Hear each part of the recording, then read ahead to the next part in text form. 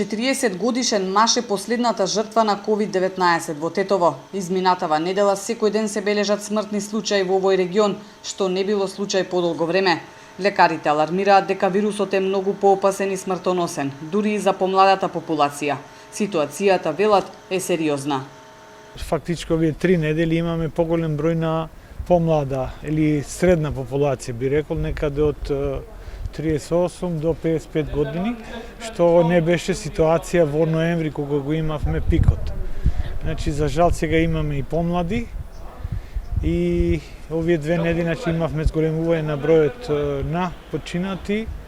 Не се намалува ниту бројот на новозаразени. Капацитетите се полнат, а модуларната болница се уште не е отворена. Причина биле инфраструктурни проблеми и грешки кои фирмата што ја гради има рок да ги реши за 5 дена. Има забелешки при примопредавањата спрема работите на фирмата, дадена им е рок за 5 дена да се санира тие грешки што се направени при изградба на истава модуларна. Само месецов во Тетовско починале 26 лица, за разлика од март, кога за цел месец имало 21 смртен случај.